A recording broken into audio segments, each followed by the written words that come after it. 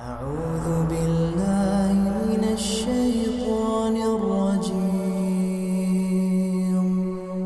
بسم الله الرحمن الرحيم.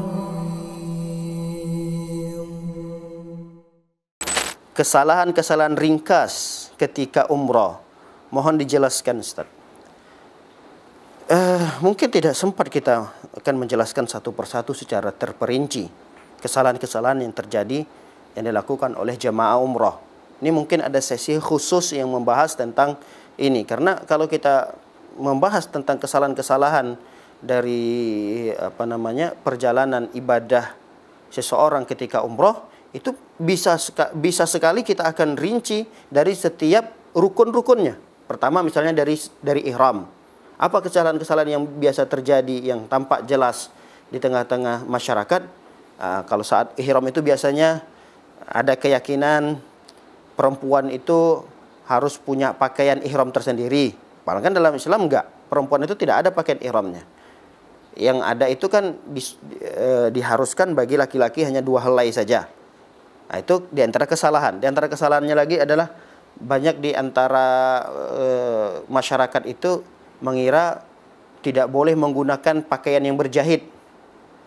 Jadi apa saja yang berjahit tidak boleh. Misalnya ada tas itu berjahit, berarti nggak boleh pakai tas itu. Dan pakai sendalnya itu ada jahitan-jahitannya, nggak boleh pakai yang seperti itu. Ini salah di dalam memahami larangan para ulama. Yang dimaksud dengan pakaian berjahit ini kan tidak seperti itu. Nah, inilah pembahasan-pembahasan yang perlu kita dudukkan dulu, kita rinci dulu, dan banyak selain daripada itu, banyak sekali. Apalagi kita mendapatkan di tempat mikotnya, dekat mikotnya, misalnya jamaah umrah dari Indonesia itu mikotnya umumnya mereka di Zulhulaifah, Bir Ali. Zulhulaifah nama dulunya Zulhulaifah, sekarang Bir Ali. Itu juga banyak kesalahan-kesalahan terjadi di sana. Coba kita pindah lagi ke tawaf. Di tawaf itu juga Masya Allah banyak kesalahan-kesalahan yang terjadi yang kita dapatkan.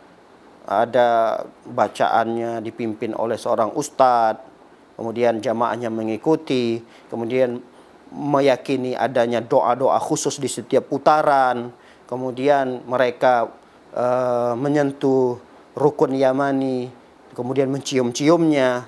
Itu kan sunnahnya cuma hanya mengusap gini saja, dan tidak perlu diberi isyarat rukun Yamani itu. Banyak kesalahan-kesalahan di jamaah ketika tawaf. Tapi kan nggak mungkin kita rinci juga satu persatu. Itu makanya butuh pertemuan khusus untuk merinci ini. Kemudian di saat sa'i, banyak juga kesalahan-kesalahan di saat sa'i. Kita dapatkan banyak di antara jamaah itu tidak berhenti di antara 2 bukit itu, Safa dan Marwah. Mereka lanjut begitu saja. Harus kan sunnahnya berhenti dulu, berdoa dulu, sampai di Safa nanti baru lanjutkan perjalanannya, berdoa dulu, ada zikir tertentunya. Nah, itu yang dilakukan.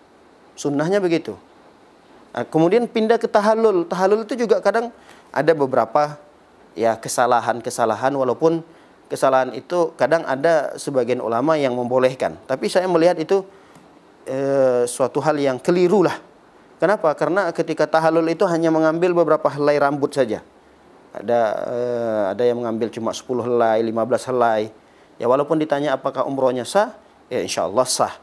Tapi sayang sekali tidak mengikuti tuntunan tata cara yang telah diajarkan oleh Nabi SAW. Saya kira itu sedikit ya yang saya jelaskan, tapi masih banyak kesalahan-kesalahan yang lain yang terdapat pada jamaah ketika mereka haji ataupun ketika mereka umrah.